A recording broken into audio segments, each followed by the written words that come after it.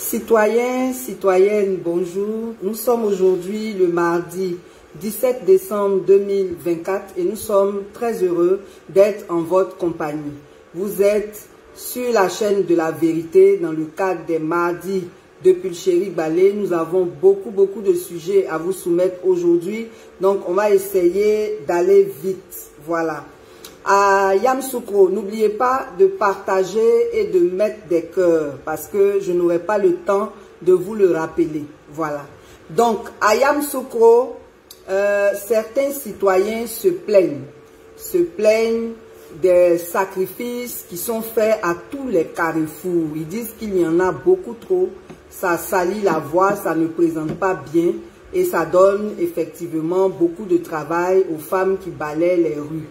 Mais bon, nous sommes en Afrique, voilà, on ne peut pas empêcher ce genre de pratique, mais c'est bon à signaler quand même pour que les autorités municipales voient comment essayer de trouver une solution. Voilà. Donc ça, c'était juste une annonce.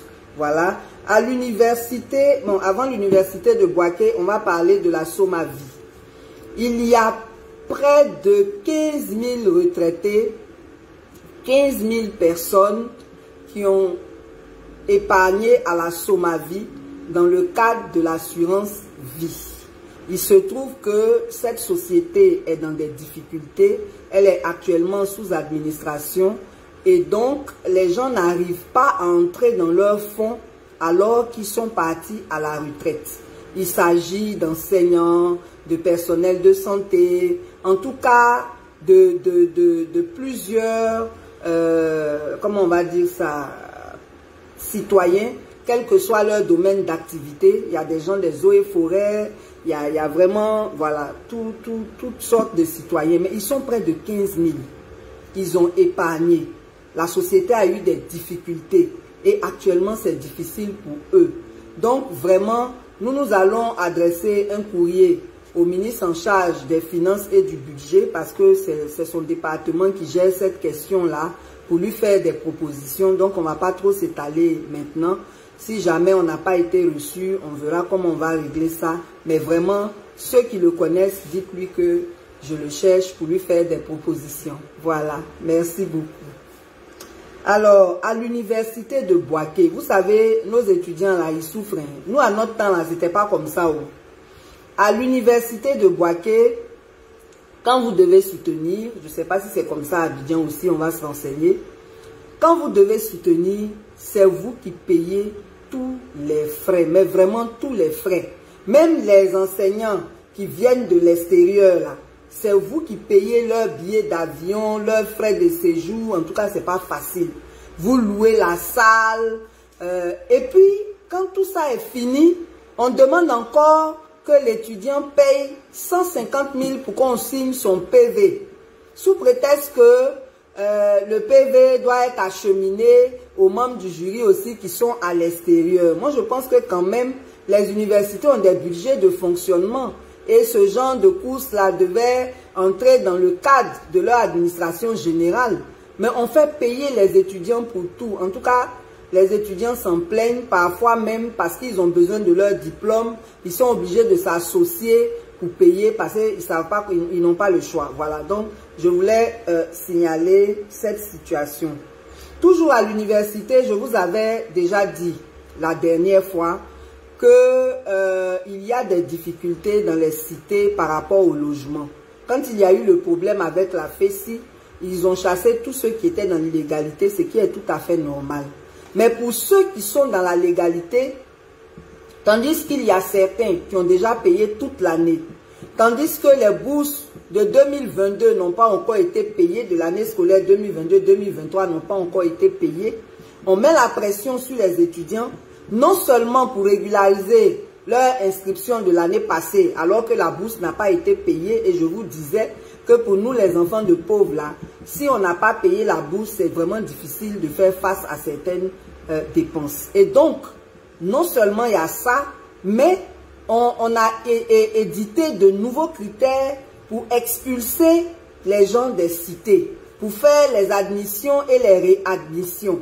Et ces critères-là, il y a l'âge qui est dedans. Ce qui est une injustice parce que quel que soit l'âge qu'on a pour être à l'université, en tout cas si on n'a jamais travaillé et qu'on est encore jeune, on peut ne pas avoir de parents à Abidjan, on peut avoir besoin d'être à l'université pour étudier dans de bonnes conditions. Il y a des gens qui ont leur bac à 22 ans, il y a des gens qui ont leur bac à 23 ans, il y a des gens qui ont leur bac à 24 ans. Et je vous avais promis de vous donner les critères aujourd'hui. Donc, voilà les critères. Les critères d'éligibilité, c'est-à-dire, on n'a pas dit on te donne systématiquement la chambre hein, pour être éligible à la chambre. Voilà les critères. Le premier critère, il faut être étudiant dans un établissement public ou privé d'enseignement supérieur. Ça, c'est tout à fait normal. Le deuxième, c'est qu'il faut être régulièrement inscrit. Ça aussi, c'est tout à fait normal et avoir validé au moins 80% de ces unités de valeur ou alors la totalité. Ça aussi, c'est normal. Là où maintenant il y a le problème, c'est que pour la licence 1, il faut avoir 22 ans au plus. Pour la licence 2, 23 ans au plus. La licence 3, 24 ans au plus. Le master 1, 25 ans. Le master 2, 26 ans. Le doctorat 1, 28 ans. Le doctorat 2, 29 ans. Et le doctorat 3, 30 ans. Quand on sait comment c'est difficile dans certaines facs, il y a des gens même qui au-delà de 30 ans sont en doctorat.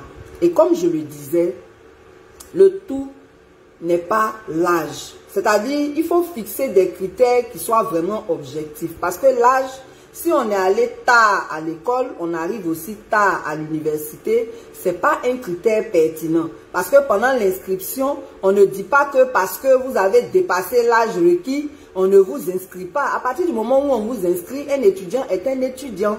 Donc ça, c'est les critères d'éligibilité. Maintenant, il y a les critères d'admission même. Voilà, d'admission. Pour les critères d'admission, en plus de ce qu'on a énuméré au début, on prend aussi, on insiste pour les premiers, c'est-à-dire ceux qui viennent d'arriver à l'université, avoir une bonne moyenne au bac, ça aussi c'est tout à fait normal. Et puis avoir au moins 80% de ses crédits ou plus. Maintenant pour la réadmission, avoir au moins 80% de ses crédits, avoir une bonne conduite, ce qui est normal aussi. Et puis avoir payé la totalité du loyer passé. Ce qu'on aimerait dire, c'est que normalement quand on prend une telle décision, on tient compte de ce qui court. Ceux qui ont déjà actuellement payé toute l'année, on devrait les laisser finir leur année. C'est ce qui serait logique. Parce qu'on ne va pas leur rembourser leur argent. Vous voyez, non? Ensuite, cette affaire d'âge-là, c'est une discrimination. Les résultats, c'est logique. Si j'ai 35 ans, que je travaille bien, je suis étudiant, je suis en train d'avancer dans mes études, le problème là, il est où? Parce que maintenant, pour travailler à la fonction publique, là, c'est 45 ans, 47 ans. Donc vraiment, il faut une adéquation dans tout ce qui se prend comme décision au niveau de tous les ministères. Il faut une coordination, il faut une harmonisation. Nous, en tout cas, on dénonce cela. On dénonce cela parce qu'il y a des gens qui finissent tard leurs études et ce n'est pas de leur faute. En plus, même, il y a des facs où les gens sont tellement difficiles que même passer d'une année à une autre, là, ce n'est pas évident. Voilà, il y a beaucoup de choses. Il y a des facs où le droit de cuissage est tellement terrible qu'il y en a même qui sont obligés d'abandonner leurs études. Même les nouveaux critères d'admission au master, tout ça là. Nous, avant, on ne passait pas concours pour aller au master. Tu as ta licence là, tu t'inscris. On n'empêchait pas les gens de poursuivre leur cursus universitaire. Donc vraiment, il y a beaucoup de problèmes à l'université. C'est pour ça qu'on vous disait, cette affaire de dissoudre les associations en milieu universitaire, c'est un couteau à double tranchant. C'est un couteau à double tranchant. Si le gouvernement est vraiment responsable, il identifie les coupables de ce qu'il reproche aux étudiants et puis on laisse les autres étudiants en paix, on laisse les autres associations en paix parce qu'il faut bien qu'il y ait des associations qui portent la parole des étudiants pour gérer leurs problèmes. Donc voilà un peu ce qu'on avait à dire par rapport aux étudiants pour aujourd'hui. Aboabou est un village ébrié du district d'Abidjan qui n'est pas loin de l'aéroport. C'est d'ailleurs eux qui ont donné leur terre pour l'aéroport Félix Houphouët-Boigny. C'est eux qui ont donné leur terre pour le parc des expositions. En tout cas, ils ont donné beaucoup pour le pays. Mais je vous assure, depuis l'année passée, on avait fait un focus. Si vous voyez la route qui mène là-bas, le premier ministre Beguemambe était à l'époque gouverneur du district. Et ce village-là, c'est le village de sa belle famille. Il n'y a pas route pour aller à Boabou. Pour tout ce qu'ils ont donné à la Côte d'Ivoire, il n'y a pas route pour aller là-bas.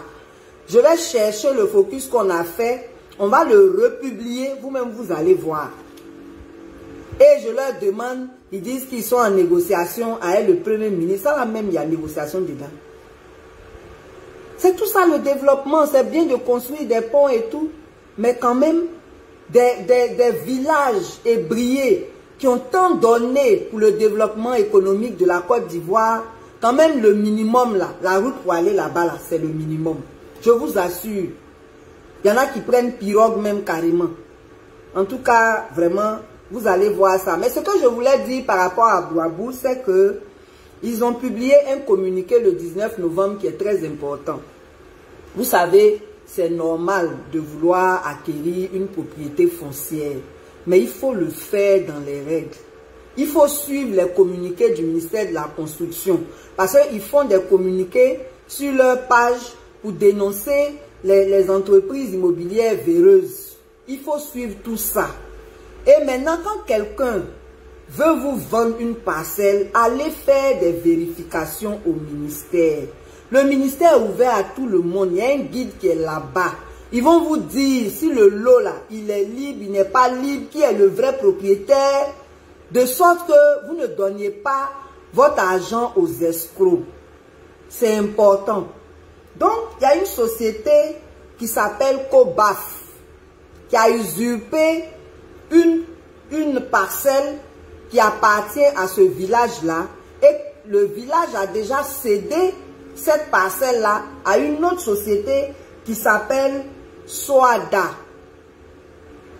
Et le lotissement est déjà approuvé. Le lotissement s'appelle Amont Eugène.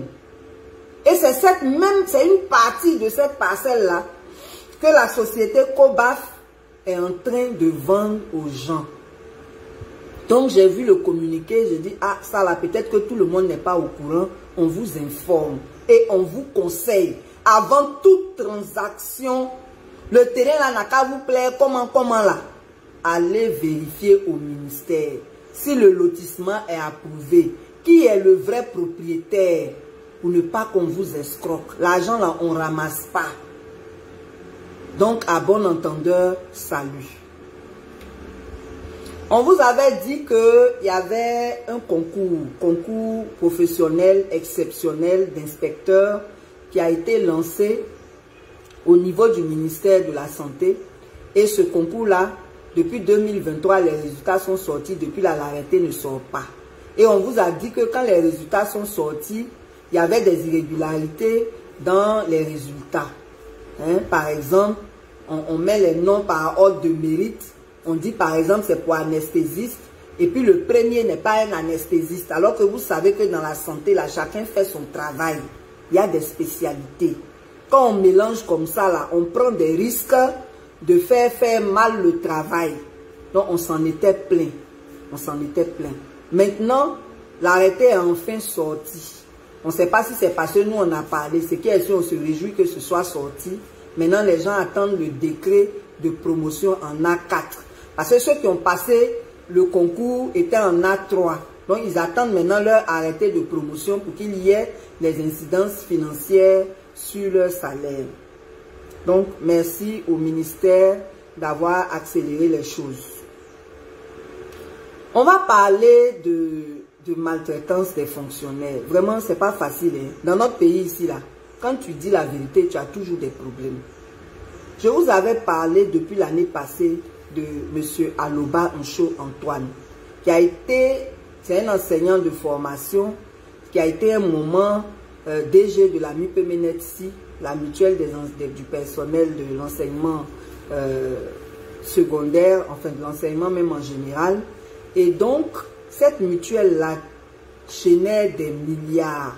Et lui, quand il était DG, il a découvert des irrégularités dont il a malheureusement parlé ou heureusement pour nous parler. Et cette vérité-là lui a valu beaucoup de tracasseries. D'abord, parce que vous savez, dans tout ce qui est dénoncé là, il y a des personnalités, des hautes personnalités du pays derrière, dont on ne va pas citer les noms. Mais ce qu'on veut dire, c'est que quand lui, il a dénoncé ça, tout de suite, il s'est mis à dos tout un système. Il s'est mis à dos tout un système et en mars 2022, en pleine année scolaire, il a été muté à San Pedro. Quand il a été muté à San Pedro en mars 2022, le 21 mars, il a adressé un courrier au ministre de l'Éducation pour recours hiérarchique avec une demande d'audience. Il n'a pas été reçu. Le 26 avril, il a fait encore une deuxième saisine et il y a ajouté le porte-parole de la COSEPSI, qui est la coordination du secteur éducation-formation. Et donc, il était dans cette démarche-là quand le 16 septembre 2022, il a été convoqué par la justice par rapport à cette même affaire de la MUPEMENETSI et on l'a mis sous contrôle judiciaire. Mais dans le contrôle judiciaire, écoutez-moi bien, il y a l'une des restrictions qui dit que il ne doit pas sortir du Grand Abidjan. Grand Abidjan là, c'est Abidjan, Anyama, Benjerville, Dabou. Voilà le Grand Abidjan, Bassam aussi, voilà. C'est tout ça le Grand Abidjan. Et donc, on l'a affecté à San Pedro. On le met sous contrôle judiciaire et dans le contrôle judiciaire, on dit que il ne doit pas sortir du Grand Abidjan. Donc, avant qu'on ne prenne ce contrôle judiciaire, lui, il était en train de faire des démarches pour ne pas partir. Donc, pendant que les démarches sont en cours, il avait le droit de rester à Abidjan. Maintenant qu'on prend le contrôle judiciaire, il ne peut même plus aller, même s'il voulait. J'insiste sur cette précision parce que vous allez voir la suite. Donc, ça c'était le 16 septembre 2022, le contrôle judiciaire. Le 21 juin 2023, il est arrêté pour diffamation. Au passage, diffamation, là, il y a des amendes. Dans le code de procédure pénale, là, diffamation, là, c'est amende. On ne met pas quelqu'un en prison pour ça, mais bon, on est en Côte d'Ivoire. Donc là, il a été arrêté le 21 juin 2023. Il a été libéré le 21 février 2024. Et pendant tout ce temps-là, son salaire passait. Il a été libéré le 21 février 2024 et à partir de mai 2024, on suspend son salaire.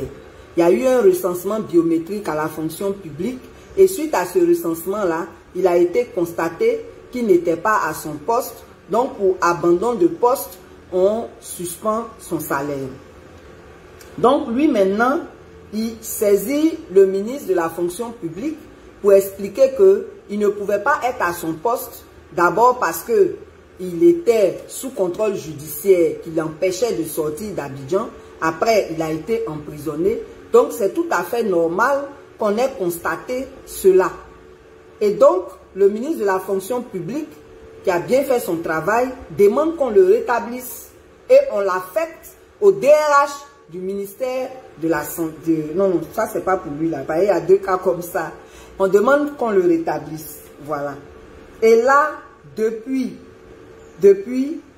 il est dans les difficultés. Donc, j'ai mélangé les affaires. Pour lui, là, on n'a pas dit de le rétablir. Le ministère de la fonction publique demande qu'il justifie son absence. Alors que la justification, là, c'est ce qu'il vient de vous expliquer, là. Vous voyez, non? Et depuis, il n'a plus de salaire. Il a un fils qui est autiste, dont l'école coûte très cher. Cette année, il n'a pas pu payer. S'il ne paye pas même en décembre, là, ils vont chasser l'enfant de l'école, alors que c'est des écoles spécialisées. Vous savez que les enfants autistes ne sont pas traités de la même manière que les autres enfants. Donc, lui, il est dans ce problème-là. Donc, excusez-moi, j'ai mélangé. Pour lui, là, on n'a pas demandé son rétablissement. Fonction publique dit qu'il n'a qu'à venir justifier. Alors que les justifications, là, sont claires. Un, il est sous un contrôle judiciaire qui dit qu'il ne peut pas sortir du Grand Abidjan. Deuxièmement, il a été emprisonné. Donc voilà. Voilà le cas du pauvre Aloba Ncho Antoine. Maintenant, donc, on voudrait interpeller Madame le ministre d'État, ministre de la fonction publique, pour que vraiment sa situation soit régularisée. L'administration n'est pas faite pour brimer les citoyens, elle est faite pour appliquer le droit et on sanctionne ceux qui commettent des fautes. Ça, c'est tout à fait normal. Là, il n'a pas commis de faute et sa situation est très claire. Donc vraiment, on voudrait parler de ça. Le deuxième problème, c'est au ministère de la Santé. Là-bas, il y a beaucoup de problèmes. Cette affaire de gratuité, là, on va vous donner tous les détails la semaine prochaine. Aujourd'hui, on va s'en tenir à 3 situations. La première situation, c'est le syndicaliste responsable de la Coalition Santé, qui est une coalition de plusieurs syndicats du secteur de la santé, qui est victime de harcèlement. Ce que je vais vous raconter là, vous n'allez pas me croire. J'ai cherché à rencontrer les responsables du ministère, on ne m'a pas reçu, donc je suis en train de parler de ça ici. Après, on va donner des détails sur gratuité là, la semaine prochaine. Donc, le monsieur, il travaillait au FSU de Williamsville. C'est là-bas qu'il était en poste en tant qu'attaché administratif. Et donc, pendant les grèves, les manifestations là, les responsables syndicaux sont évidemment emmenés à parler avec les autorités. Donc, il y a une autorité avec qui il ne s'est pas entendu, je ne vais pas la citer parce qu'on est en Côte d'Ivoire, mais une autorité du ministère de la Santé qui s'est fâchée, qui prend son téléphone, qui appelle le DRH par coup de fil, on suspend le salaire de M. Kofi Kwasi Narcisse. Il est le responsable de la Coalition Santé. Parce que il ne s'est pas entendu. Mais quand on négocie là, est-ce qu'on est obligé de s'entendre?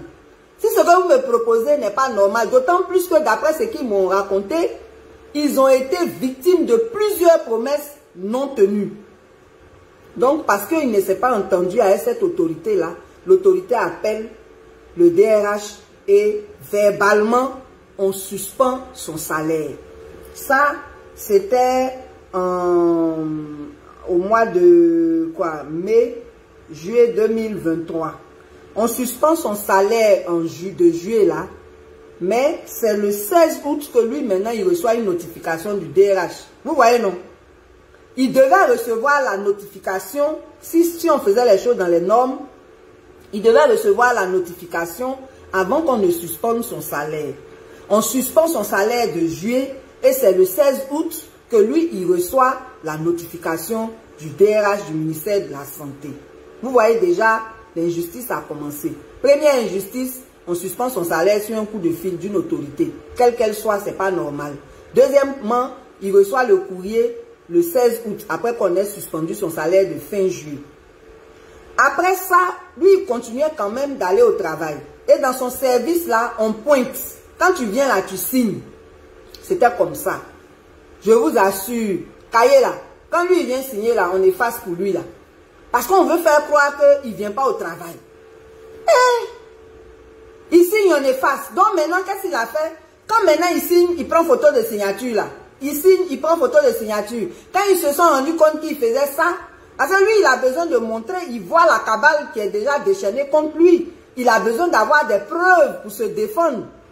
Donc quand ils se sont rendus compte que, quand ils signent, ils prennent photo là, qu'est-ce qu'ils ont fait? On commence maintenant à cacher le cahier. On commence à cacher le cahier où on est mage. Donc maintenant, lui, il prend un huissier. On dirait un film de comédie. Il prend un huissier pour aller là-bas, constater comment on ne veut pas qu'il est mage quand lui, il vient au travail. Devant l'huissier là, ils ont couru à un cahier là. Devant le huissier. Et après maintenant, on le convoque en conseil de discipline. Et le conseil de discipline, pendant tout ce temps-là, son salaire est suspendu. Hein. Actuellement, où on est en train de parler là, ça fait 18 mois qu'il n'a pas de salaire. Donc, on le convoque en conseil de discipline en mars 2024. Et à partir de janvier 2024, il n'a plus accès au cahier. En mars 2024, pourtant il va au travail. En mars 2024, on le convoque en conseil de discipline et le conseil de discipline le sanctionne pour abandon de poste. Lui, il fait un recours à la fonction publique. Donc, en octobre 2024, et c'est là je disais que la fonction publique a bien fait son travail, il reçoit une réponse où on demande son rétablissement et on l'affecte au DRH de la santé, puisque dans son service là-bas, on ne veut plus le voir. Donc, le DRH doit l'affecter ailleurs. Donc, on demande son rétablissement et son affectation. Je vous assure, jusqu'aujourd'hui, cette décision n'a pas été appliquée. Et c'est comme ça, hein, dans l'administration ivoirienne, là. Ministre de la fonction publique, là, c'est pas n'importe quel ministre, hein, c'est ministre d'État. Et puis, elle signe quelque chose, et puis on n'applique pas. Et puis, ça ne va pas quelque part. Ça veut dire que chez nous, ici, là, chacun réagit à la loi, aux règles, selon ses relations. Il y en a qui sont au-dessus des règles.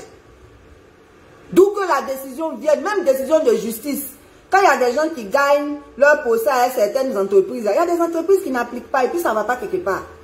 Donc c'est dans ça on est. Le pauvre, pour avoir lutté pour les droits de ses camarades, attendez qu'ils commettent une faute. Le droit syndical, là, il est dans notre constitution. Il est dans le code du travail. Il est dans le statut général de la fonction publique. Donc il n'a rien fait de mal. Il ne fait que faire son travail de syndicaliste. Et quand on fait de syndicalisme, là, on discute avec les autorités, on trouve des compromis. Quand les autorités ne tiennent pas parole, mais on a le droit de se fâcher. Et au nom des revendications, je reviens sur leurs revendications, parce qu'il se pourrait qu'il y ait encore une grève en décembre. Là. Leur revendication, c'est quoi? Il y a eu une réforme hospitalière en 2019. Et cette réforme hospitalière a donné lieu à 11 décrets. Sur les 11 décrets, il y a 9 qui ont été signés. Les 2 décrets qui ont des incidences financières n'ont pas été signés depuis 2019.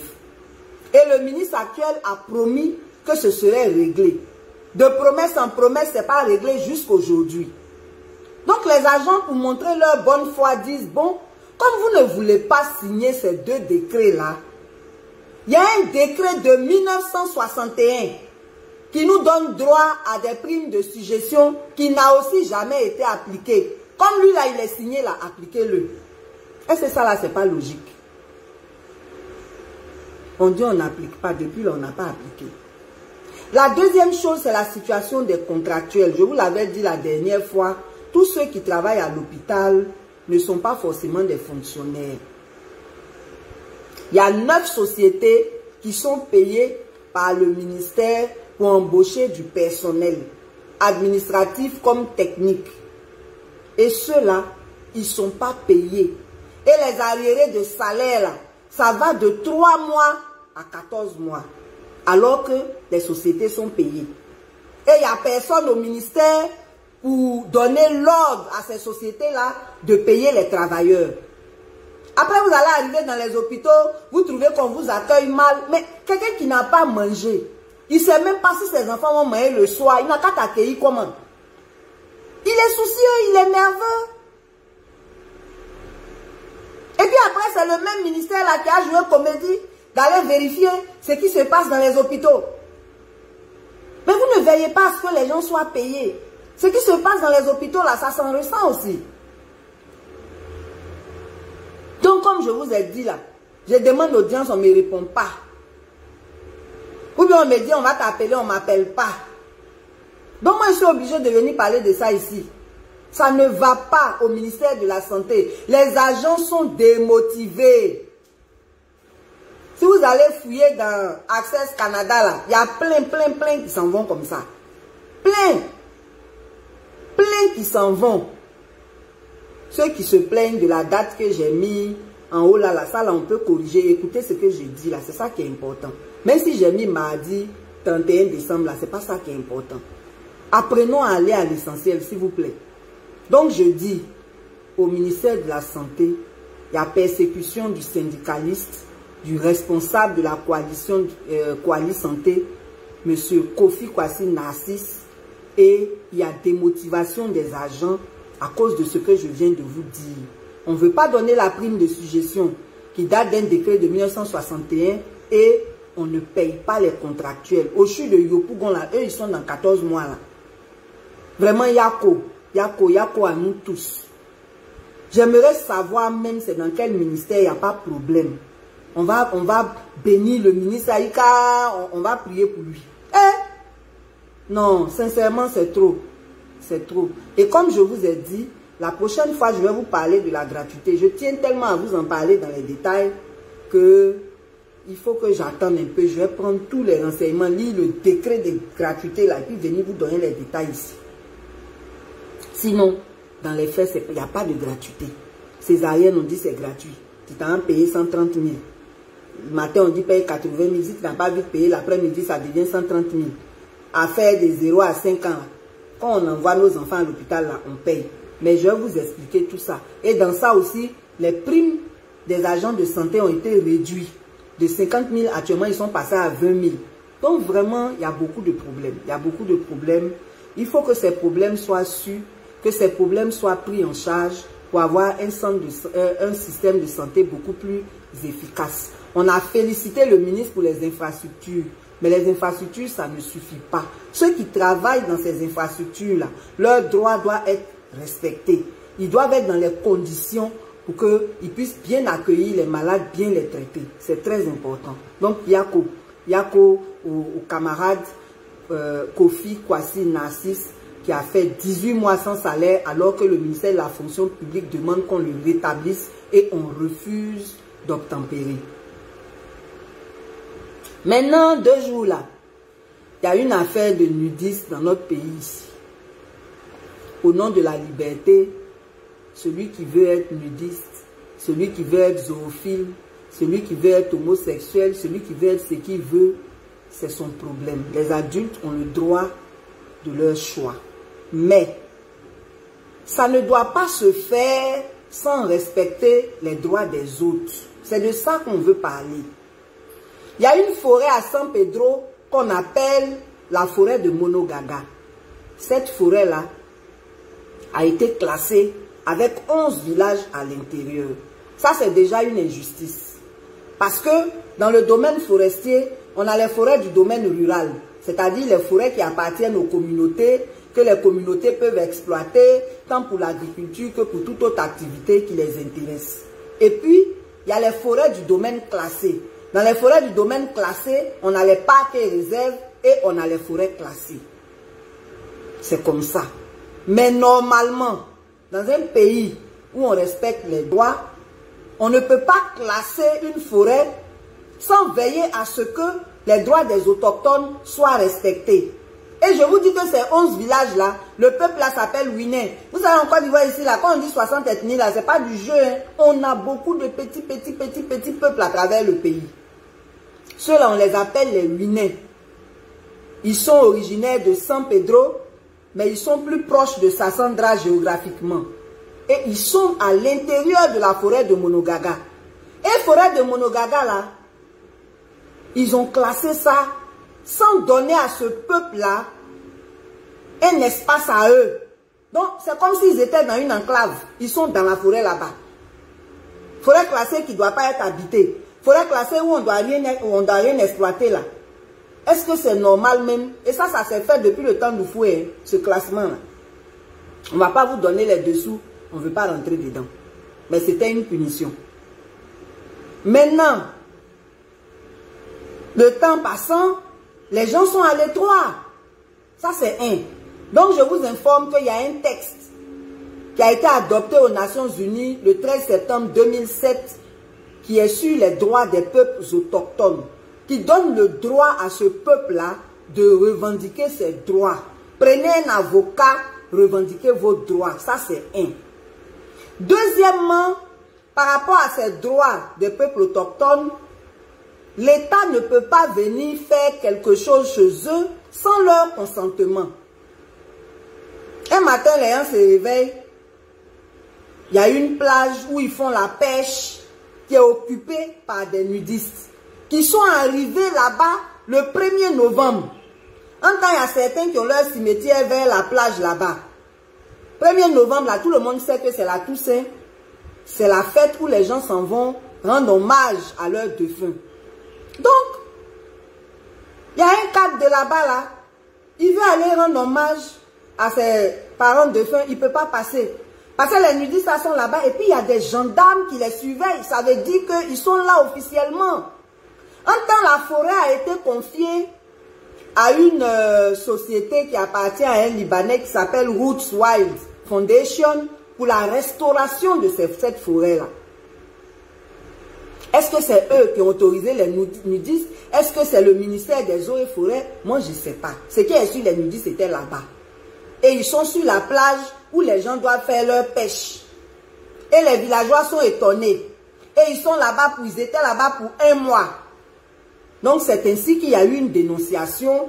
Et on a un camarade qui s'appelle Alain Patrick Aïmou, qui est journaliste, qui allait faire un reportage dessus. C'est ce que vous avez vu partout là. À l'issue de ce reportage, les gens ont été menacés. Ils ont été menacés. Et les menaces, il y a eu une réunion avec un haut responsable du ministère des Eaux et Forêts le 12 décembre, jeudi passé là. Et à cette réunion-là, on les a menacés. Pourquoi ils ont communiqué sur les nudistes? Pourquoi ils s'en plaignent? Que d'ailleurs même on a les chasser de la forêt là. Et puis tous ceux qui ont participé à la réalisation de la vidéo là, on va les mettre en prison. Et puis effectivement, la menace a eu lieu le 12, le samedi. Il y a un cadre du village qui s'appelle Vincent Dioro qui a été arrêté. Il a été mis en garde à vue à la gendarmerie. On l'a pris un samedi. Vous savez que tous les avocats là, ils sont à Abidjan ici. Le temps son avocat va arriver là-bas dimanche là, il a déjà passé 2 jours. Et on dit pourquoi il a contribué à rendre cette affaire-là publique. L'affaire est là. Hier encore, hier tout près là, il y a un autre qui s'appelle Dominique Mensa. Ils sont allés le trouver à son bureau pour dire que on est venu l'arrêter. Le directeur du service juridique de son entreprise a négocié. On dit non, allez-y, envoyez une convocation en bonne et due forme. Et puis, on va voir ça. Ils s'en vont là, ils sont revenus. C'était trop urgent pour eux. Ils sont revenus avec un papier pour dire que non, non, ils vont partir avec lui. Actuellement où je vous parle là, lui aussi on l'a arrêté. Pourquoi? Simplement parce qu'ils ont dénoncé un fait qui s'est passé sur leur terre sans leur consentement. Sans leur consentement. Et actuellement, on dit que le frère journaliste, il est recherché. Donc moi, je suis en train de parler de ça, là, peut-être on va me rechercher aussi. On n'a plus le droit de dénoncer quelque chose qui ne nous plaît pas. On n'a plus le droit de revendiquer. Et hier, les gens des villages là sont partis là-bas. Ils voulaient manifester à la gendarmerie, même puisque c'est là-bas leur fils est. Si vous voyez, allez sur ma page, vous allez voir les photos là. Vous avez vu les gendarmes là, c'est devant la gendarmerie, ils sont comme ça. À cause des pauvres villageois là. Donc les villageois se sont mis en face. Et puis ils sont là, ils se regardent. Ils avaient leur pancarte. Lisez sur les photos de ma page, vous allez voir ce qui est écrit sur ces pancartes là. Article 20 de notre constitution. On a le droit de manifester pacifiquement. Pacifiquement là, c'est français. Ça veut dire dans la paix, ça veut dire sans violence. Mais chez nous ici là, si ce n'est pas manifestation pour applaudir le pouvoir, tu ne peux pas faire. Tu ne peux pas. Manifestation pour se plaindre là, on ne peut pas. Le 13 septembre dernier, il y a des gens de la société civile qui ont marché contre la vie chère. On a attrapé une trentaine de personnes, on dit c'est insurrection. On fait insurrection avec 30 personnes en Côte d'Ivoire ici. Ils sont en prison. On a condamné un groupe à 6 mois. Les premiers responsables n'ont pas encore été jugés. Voilà le pays dans lequel on est. En fait, quand nous on parle de tout ça là, c'est par rapport à 2025. Hein. C'est une année électorale. Et on n'a rien résolu de tous les problèmes qu'on devait résoudre avant d'arriver en 2025. Donc quand nous on commençait à se plaindre là, c'est ça qui est là. C'est ça qui est là. En Côte d'Ivoire ici là, on ne se plaint pas, on ne revendique pas. On n'a pas le droit de dire qu'on n'est pas d'accord avec quelque chose. Mais quand vous ne voulez pas qu'on se plaigne là, travaillez correctement, respectez les principes, respectez les droits des gens. Qui va parler? On n'est pas des fous, nous qui parlons là. C'est ce que vous faites là, on regarde et puis on parle. En mettant ça en rapport avec le droit, en mettant ça en rapport avec les principes qui régissent une démocratie normale. Vraiment, merci encore à Pat Sako. Sa chanson là, quand j'écoute là, je ne veux plus laisser. Ça nous soulage un peu d'entendre des choses comme ça. C'est ce qui se passe dans notre pays qui est là. Quand il dit dictature démocratique, c'est pas normal, mais c'est ça. Ça n'existe pas même. Ça n'existe pas. Mais chez nous ici, là, tout ce qui n'existe pas là, c'est ce qu'on fait. C'est ce qu'on crée. On a dit on va étonner le monde. On le fait tous les jours. On le fait tous les jours. On le fait tous les jours. Et comme c'est eux qui comprennent français là, c'est eux qui savent comment on prend ce qui est normal pour le rendre anormal, pour le rendre délictuel, pour envoyer les gens en prison. Prison là, mais il n'y a plus de place là-bas. On va parler de ça tout à l'heure. Donc, construisez beaucoup de prisons, pardonnez. Parce que quand on envoie quelqu'un en prison, là, c'est pas pour aller le tuer. Or, les conditions de détention sont devenues inhumaines. Je vais arriver là-bas tout à l'heure. J'étais en train de parler du village là. Le village là s'appelle Kounuko. Mais ils sont 11. Je ne peux pas tous citer les noms là, je ne maîtrise pas. Mais ils sont 11. Et ces 11 là sont coincés dans la forêt de Monogaga. Et on vient faire des choses sur leur plage sans leur avis. Non seulement c'est un attentat aux mœurs, mais on n'a pas demandé leur avis. Toi tu dis tu veux aller pêcher. Tu ne peux pas aller pêcher parce que les gendarmes sont là. Celui qui a réussi à se faufiler en passant par une autre route, c'est pour aller tomber sur des gens qui sont nus. En Afrique ici, là, nous on ne connaît pas ça. Oh. On avait même nos kodjo là. On ne se promenait pas nus ici avant. C'est aujourd'hui là, on va voir les gens nus autour de nous. Donc vraiment, vraiment, c'est un peu ça, cette affaire. Les deux ont été arrêtés. En tout cas, nous on pense que c'est de leur droit de revendiquer. On doit les relâcher, ils n'ont rien fait de mal. Des gens sont venus. Le deuxième même qu'on a arrêté là, il dit les gens ont utilisé les bungalows de ses parents. Mais tout ça même sans son avis. Vous venez vous trouver des bungalows là, on vous a dit que c'est pour qui? Ils ont utilisé. Il n'est même pas au courant. Lui, il voulait aller adorer les morts et puis il est tombé sur eux. Il dit, ah, c'est quelle affaire? Faut pas, il va dire ça. Donc actuellement, on a arrêté 2. On ne sait pas combien ils vont arrêter encore. On n'a pas entendu qu'on a arrêté ceux qui ont manifesté là. Les gens même ont tellement peur, ils n'étaient pas trop nombreux, mais vous allez voir sur les photos, ils ont quand même donné des messages sur leur pancarte. Donc vraiment, Amnesty International, toutes les organisations des droits de l'homme, CNDH, voilà où on s'en va en 2025. Voilà des choses qui ont déjà commencé. Il faut que on aille en 2025 dans la paix. On a déjà trop de prisonniers d'opinion. Par exemple, ça là, ça rentre dans prisonniers d'opinion. Hein. Les gens sont venus mener une activité sur mes terres, ils ne sont pas d'accord. Pourquoi ils disent qu'ils ne sont pas d'accord? Bon, on va avancer pour ne pas perdre trop de temps, mais vraiment c'est dommage quoi, et ça fait mal. Ça fait mal. Donc je vous rappelle, peuple winner, allez lire la déclaration des Nations Unies sur les droits des peuples autochtones qui date du 13 septembre 2007. Tout est écrit là-bas. Vous avez le droit à l'autodétermination dans l'article 3. Vous avez le droit de participer aux décisions. Vous avez le droit de défendre votre culture. Vous avez le droit, en tout cas, d'avoir voix au chapitre sur tout ce qui se passe dans votre territoire. Allez lire ça, prenez un avocat et revendiquez vos droits. Si pour ça, là, vous devez aller en prison, c'est bonne prison. Vous n'avez pas volé, vous n'avez pas tué quelqu'un. Vous avez réclamé vos droits selon le droit. Voilà. Donc, on va passer à autre chose. Je vous disais tout à l'heure que vraiment dans les prisons, là, c'est compliqué. J'en parle parce que nous sommes en fin d'année. Et on attend le discours du 31 décembre du président Ouattara. Heureusement, le 31, là même, c'est un mardi. Moi aussi, j'ai donné mes attentes. On peut ne pas m'écouter comme ça, là, on est habitué à ça. Mais on va aussi donner nos attentes et les attentes du peuple. Mais déjà, pour les prisonniers, là, on en parle. On en parle parce que les choses ne changent pas. Ce qu'on dit, c'est quoi? Ce qu'on dit, c'est que Les prisonniers là, on connaît les prévenus, on connaît les condamnés. Donc, à partir de là, avant que le chef de l'État ne fasse son discours, on peut déjà commencer à préparer les listes.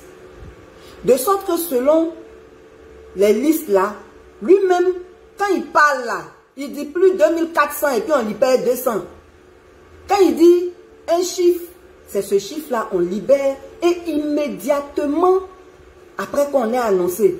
Vous avez vu pour les prisonniers politiques là, le 22 février, le groupe des généraux de Goblé là, quand on les a libérés là, on a annoncé ça le 22, après le conseil de sécurité, le jeudi 22 février, le vendredi 23, on les a libérés. Mais pour les autres prisonniers là, hey, si on a annoncé en décembre, s'ils ont la chance, ils vont sortir en masse. C'est maintenant on a fait les listes. Donc sur quelle base vous allez donner les chiffres? Parce que après ça colle pas, hein. Ça colle pas. Et tellement on prend de temps, il y a des magouilles dedans. Donc c'est maintenant qu'on devrait apprêter les listes, de sorte que quand le président parle, il donne un chiffre précis, le lendemain là, on libère les gens. Ça c'est un. Deuxièmement, il y a les détentions préventives abusives. Il y a une surpopulation carcérale. On a 35 prisons en Côte d'Ivoire, c'était 34 avec 7000 places. Ils ont créé la prison de San Pedro à 500 places, ça devient 7500 places. Mais à la Maca seulement là, nouveau PPA là, on a au minimum 9000 prisonniers là-bas. C'est-à-dire que toute la capacité même de toutes les prisons de Côte d'Ivoire là, eux ils ont dépassé. En temps pour la Maca là, c'est 1500 places. Comment on peut avoir 9000? Des fois même ça s'en va à 11 000. Maintenant même ils ont honte de mettre les chiffres là sur le tableau. C'est quoi? Il y a plusieurs façons de maintenir les gens sous le contrôle de la justice. C'est pour ça qu'on a créé le contrôle judiciaire. Contrôle judiciaire, là, on te donne des conditions qui font que tu es à la disposition de la justice. On n'est pas obligé d'aller te déposer en prison et puis on t'oublie et puis on dépasse les délais. Ce n'est pas nous qui avons écrit le code de procédure pénale. Dedans, là, article 166, à partir de l'article 162 jusqu'à l'article 167, on parle de la détention préventive. On explique c'est quoi la détention préventive. C'est quelqu'un qu'on met en prison pour être sûr qu'il sera à la disposition de la justice. Si on veut expliquer ça terre à terre. Mais la personne a un avocat. L'avocat là, pourquoi on dit qu'il représente le client? C'est-à-dire que si tu as disparu là même, ton avocat a problème. Donc pourquoi tu as disparu? On s'entend sur quelque chose, mais pour un oui ou pour un non, on met les gens en prison. Automatiquement. Maintenant, les prisons sont surchargées. On ne vous dit pas, mais les gens meurent tous les jours là-bas. Chez les femmes là même, on ne peut plus fermer la prison. Elles sont devenues tellement nombreuses qu'on ne peut plus fermer les cellules. Les soirs là, on laisse les cellules ouvertes. Parce que on ferme ce qu'on peut fermer et puis il y a un groupe qui reste dehors pour dormir dehors. C'est comme ça. Ou alors il y a des cellules même qu'on ne ferme pas. Parce qu'il y a une surpopulation. Et la surpopulation là, ça donne aussi des maladies.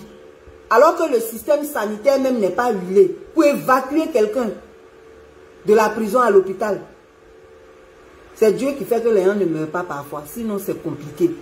Tu peux même faire AVC matin et puis c'est à 15 h le lendemain tu vas aller à l'hôpital. Donc vraiment, pardonnez. En septembre, le CNDH a dit qu'il y a plus de 12 000 personnes en détention préventive. Mais l'administration dit que c'est faux. Et puis ils n'ont pas honte de dire que c'est 9 000. Vous croyez que 9 000 là même c'est normal. 1, 2, 3, 4, 9 000. Si vous ne pouvez pas juger les gens, mettez-les sous contrôle judiciaire et puis libérez-les. Libérez-les. Vraiment, je ne sais même pas ce que je vais dire. Parce que ça là, l'administration a reconnu que ça existe. Mais pourquoi vous ne réglez pas le problème? C'est-à-dire que les problèmes existent, comme ce n'est pas vos enfants, ce n'est pas vos parents, vous vous en foutez. En tant dans l'administration, s'il y a des gens qui sont bien payés, c'est les juges. Tout ça là, pour ne pas qu'ils soient corrompus, pour qu'ils fassent bien leur travail. Et, en tout cas, il n'y a qu'aux prisonniers. Nous, on vient demander pardon au président de la République. Ceux qu'on n'a pas jugés là, qu'on les mette sous contrôle judiciaire. Et puis les prisonniers d'opinion là, on n'a qu'à les libérer. On n'a pas fait réconciliation, on s'en a fait élection en 2025. Voilà les conflits communautaires qui sont en train de ressurgir. Vous avez vu l'affaire de Bédiala là. Il y a beaucoup de décisions à prendre. Dialogue politique. Tout ça là, on va en parler la prochaine fois. Mais ce sur quoi on voulait insister aujourd'hui, c'est que il faut désengorger les prisons. C'est vraiment important. Et il faut prendre des décisions pour que quand le président de la République annonce, ça s'exécute. Vraiment, c'est important. On voudrait aussi parler des arrestations arbitraires. Il y a beaucoup de gens qui sont enlevés et mis en prison. Affaire d'enlèvement, là, ça là aussi, ça n'a qu'à sortir des pratiques. Il y a un enseignant à Gagnoa.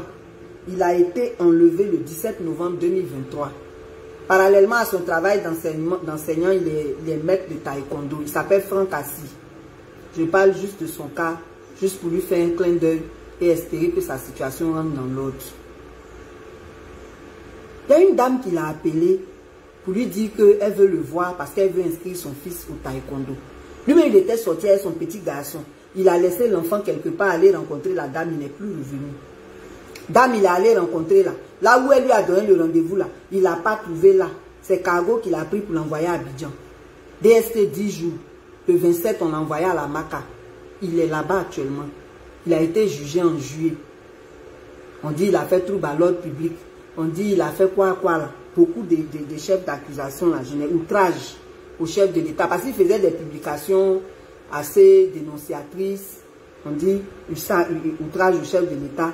Propagation d'une fausse nouvelle. Il est en prison. Ils ont même ajouté qu'il a fait fraude aux examens comme il est enseignant. Pourtant, il n'y a pas quelqu'un qui est venu se plaindre contre lui qu'il a fait fraude. Tout ça, là, on a mis sur lui. Et il a déposé son appel. Appel, là, quand tu le déposes, là, on répond. Pour lui, là, ils n'ont pas encore répondu jusqu'aujourd'hui. Répondez à son appel, je vous en supplie. C'est pour ça même que je parle de ça. Vraiment, c'est pas facile. Et il y a beaucoup de personnes qui sont dans cette situation. Je vous ai parlé des gens qui ont fait 10 ans sans jugement. Ils sont là-bas. Les Bleus Axel Boris, là. Les Dimitri, là, ils ont fait 5 ans, 6 ans. Ils sont là-bas. Tous ceux-là, on devrait les libérer. Il y en a, mais on a perdu leur dossier. Ils n'ont pas honte. Ils perdent le dossier des gens. Et puis ça ne les dérange pas. Enfants des gens. Eux-mêmes, ils ont des enfants. Vous ne savez même pas ce qui attend vos enfants plus tard. Mais sur la terre, là, on paye tout ce qu'on fait de mauvais. Retenez-le. Bon, on va passer à nos annonces. On va passer à nos annonces pour remercier vraiment tous ceux qui nous font confiance et qui adhèrent à ACI. Merci beaucoup. Pour tous ceux qui veulent continuer d'adhérer, il y a un seul numéro, c'est le 07 57 82 96 08. 07 57 82 96 08. Il vous donnera toutes les conditions et il va vous intégrer dans notre groupe. Une fois que vous serez dans le groupe, par rapport aux activités que nous menons, vous-même vous allez voir ce que vous pensez que vous pouvez apporter à la lutte. Il y a les dons. Les dons ne sont pas pour nous seuls. C'est vrai, nous avons de gros besoins. Parce que nous et nos collaborateurs ne travaillons pas. En Côte d'Ivoire, ici, là, il n'y a pas quelqu'un qui a avoir courage de nous embaucher. On est obligé même de ne pas travailler. Ce n'est pas parce qu'on ne veut pas travailler. Donc, tous ceux qui nous aiment, tous ceux qui nous soutiennent, tous ceux qui nous félicitent, ne nous félicitez pas seulement dans la bouche. Aidez-nous aussi. Parce que la précarité financière nous rend vulnérables. La précarité financière nous rend vulnérables. On a des familles, on a des loyers, on a des enfants. On ne peut même pas scolariser tous nos enfants. Tous les mois, c'est nos cœurs qui se coupent. Il faut payer loyer, il faut payer facture. On ne demande pas aux gens grand-chose. Si vous êtes nombreux à donner 10 000 là, ça devient beaucoup. Mais vous êtes nombreux à nous féliciter, nombreux à nous encourager. Mais très peu sont ceux qui nous aident. Et c'est vraiment dommage. Donc, on a besoin de soutien. Noël qui arrive là, nous aussi on doit payer cadeau pour nos enfants. Noël qui arrive là, nous aussi on doit manger notre poulet. Pour dire merci à Dieu pour nous donner de nous avoir donné la nouvelle année. Donc, on a aussi des besoins. Vous nous obligez à vous parler de ça, alors qu'on ne devrait même pas. On ne devrait même pas. Parce qu'on prend des risques pour vous informer, on prend des risques pour lutter pour vos droits. En face là, nous on a des menaces, on a des problèmes. Donc vraiment, que Dieu parle à vos cœurs. Il y a aussi les actions sociales que nous vous présentons. On encadre les déguerpis. On a besoin de moyens pour les aider. L'État les a mis dans les problèmes. L'État ne fait rien pour eux. Ils sont dans les annonces, on ne voit rien. En temps, les gens meurent. Des gens ne vont plus à l'école. Des gens souffrent. Des familles sont sans abri. Vous pouvez faire des dons pour ces déguerpis-là. Déjà demain, nous serons avec les orphelins du SIDA. Il y a une ONG qui s'appelle Enfants sans SIDA qui nous a invités. On va aller là-bas. Si vous voulez contribuer, vous contactez le 07 47 45 11 45. C'est le seul numéro pour tous nos dons. Il y a aussi le 21. Nous serons dans un village de Taoukro qui s'appelle Amarako pour faire la fête aussi avec les enfants de là-bas. Si vous voulez contribuer, c'est le même numéro. 07 47 45 11 45. On a aussi des cas sociaux qu'on vous a soumis. Il y a un monsieur qui a été victime des assurances. Il travaillait, il avait l'argent même. Un accident l'a rendu invalide. Ça a fait tomber ses affaires. Les assurances ne l'ont pas payé. Il est avec sa famille. On veut le chasser de la maison. Le 31 décembre, là, s'il n'a pas trouvé 1 million, ils vont le chasser. Il cherche juste 500 000 pour que sa femme et lui puissent ouvrir une petite quincaillerie. Qui va donner ça? Quand Dieu vous bénit, la pardonner, pensez aussi aux autres. Aidez ce monsieur, monsieur Conan. Monsieur Conan. J'ai fait un focus sur lui. Si vous regardez, vous allez voir le focus. Il a besoin d'aide. Vous pouvez le faire dans l'anonymat. Nous, on ne diffuse jamais nos sources. Jamais. Si on doit aller en prison pour ça, on va partir. Mais on n'a jamais dit qui fait quoi pour nous, qui a dit quoi. On ne fait pas ça. Donc vraiment, il y a tout ça. Donc dans tout ce que nous disons là, s'il y a un cas qui vous intéresse, vous pouvez contribuer. Le 31 décembre, on a l'intention aussi d'aller faire don dans un orphelinat. Il y a les orphelinats qui sont très connus, ils reçoivent tous les dons. Mais il y a des petits orphelinats qui existent, qui ont aussi besoin d'appui. Il y a un orphelinat qui s'appelle Omega Inter. Ils avaient 4 sites. Un à Yopougon, un à Gonzac, un à Bassam, un à Benjerville. Ils ont été obligés de fermer le site de Yopougon. Actuellement, il leur reste 3 sites. On va aller là-bas le 31 faire des dons. Donc, si vous avez des dons en vivre et non vivre, nous sommes disposés à les transporter pour vous. Nous, là, quand on nous donne les dons, on s'en va, on donne vis-à-vis, on prend les photos, on fait les vidéos. Vous-même, vous allez voir. Donc, que Dieu parle à vos cœurs. Essayez aussi de nous aider. Là, pour cet orphelinat-là, le numéro, c'est le 07 04 06 85 87. Mais si vous donnez ça aussi sur l'autre numéro 07 45 47 05 47 45 11 45 07 47 45 11 45.